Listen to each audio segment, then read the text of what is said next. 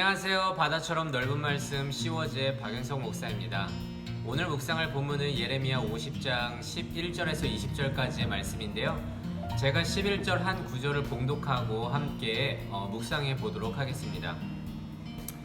나의 소유를 노략하는 자여, 너희가 즐거워하며 기뻐하고 타작하는 송아지같이 발굽을 구르며 군마같이 우는도다.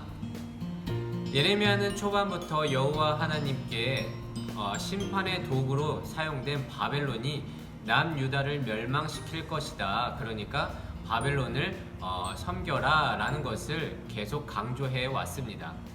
그리고 말 그대로 바벨론은 이방 나라와 함께 이스라엘을 멸망시켰습니다. 하지만 하나님의 계획은 거기에서 끝나지 않았습니다. 오늘 봉독한 내용인데요. 바벨론이 어떠한 모습을 하고 있는지 묘사한 장면이에요. 제가 다시 한번 읽어보겠습니다. 나의 소유를 노략하는 자여, 너희가 즐거워하며 기뻐했는데 어떻게 기뻐했느냐? 타작하는 송아지같이 발굽을 굴렀고 그리고 군마같이 울었다, 이렇게 기록하고 있습니다. 그러니까 바로 12절에서 그러니까 너희의 어머니가, 그러니까 바벨론의 어머니가 큰 수치를 당할 것이다. 그래서 14절에 이 모습들을 이렇게 표현합니다. 그가 여호와께 범죄한 것이다. 이렇게 말씀에서 기록하듯이 바벨론이 어떠한 잘못을 했고 그리고 그것 때문에 심판을 받게 되었다라는 것을 명확하게 기록하고 있습니다. 바벨론은요, 이방 나라와 이스라엘을 심판하는 하나님의 도구로 선택되었지만 그들의 행동은 도를 지나쳤습니다. 이스라엘을 무너뜨리는 이들의 모습을 타작하는 송아지와 군마에 비유했잖아요. 이 타작하는 송아지가 기뻐하고 즐거워한다는 것은 무슨 뜻이냐면, 타작할 때 떨어진 곡식을 송아지들이 먹으면서 하게 됩니다. 먹으니까 어떨까요? 기분이 좋겠죠. 그래서 경거망동하듯이 날뛰며 짓밟는 모습을 이렇게 표현한 거고요. 그리고 군마는 패망한 나라를 보면서 조소할 때에, 그래서 이제 그 말들이 포효하는 모습을 이렇게 비유한 것인데, 이 모든 모습들은요, 하나님께 선택받은 심판의 도구이지만 자신들의 힘을 과시한 그런 모습으로 표현되는 것입니다. 선을 넘어서 부당하게 억압하고 핍박하고 그리고 우상을 섬기기까지 했기 때문에 14절에서는 이 모든 것들이 여호와께 범죄한 것이다 라고 표현하고 있는 것이죠. 누군가에게 자기 의지를 강제할 수 있는 위치에 있는 사람들은요, 곧잘 자기의 한계를 모를 때가 많습니다. 그러니까 자기의 한계를 잊는 것이죠. 내가 상대방을 억압할 수 있고 나의 의지를 상대방에게 주입시킬 수 있는, 제어할 수 있는 위치에 있기 때문에 내가 무엇을 잘못하지, 이런 것을 한계를 모른다는 말입니다.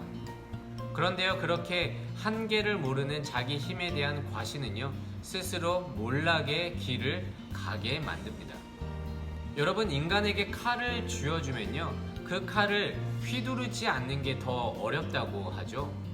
또한 인간은 적당히라는 단어를 모르는 존재라고 사람들이 말을 합니다.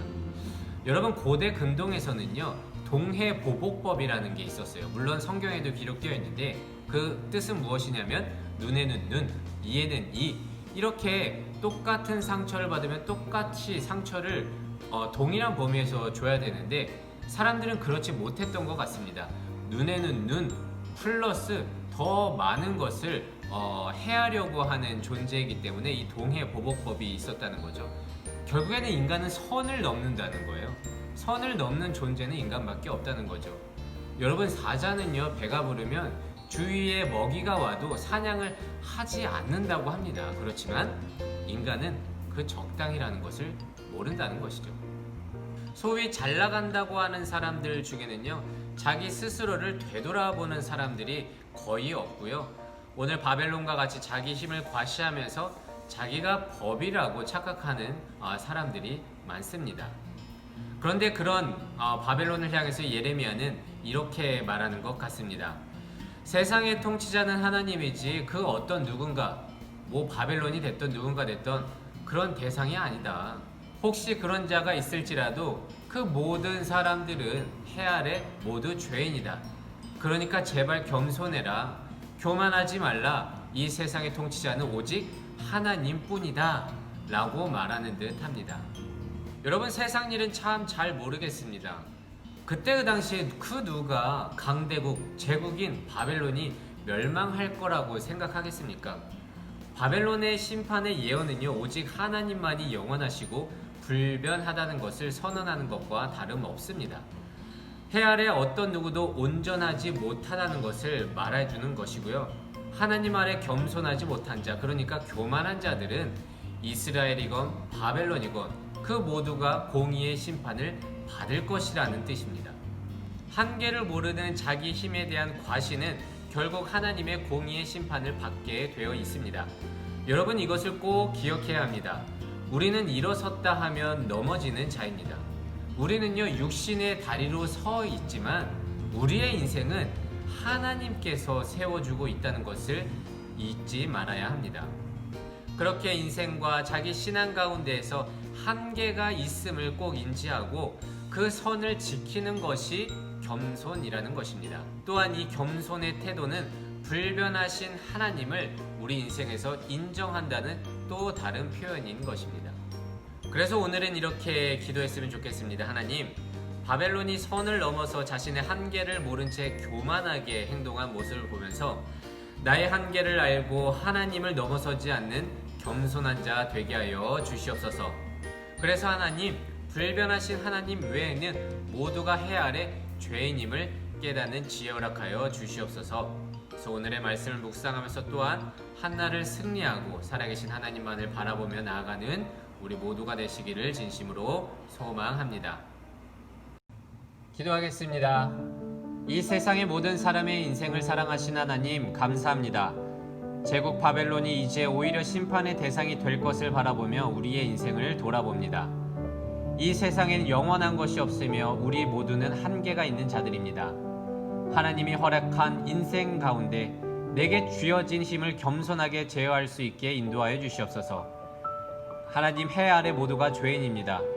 오직 주가 허락하신 인생에 감사드리며 통회하고 회개하는 마음으로 하나님께 간구하는 우리 모두가 될 수 있도록 인도하여 주시옵소서. 감사드리며 이 모든 말씀 예수님의 이름으로 기도드립니다. 아멘.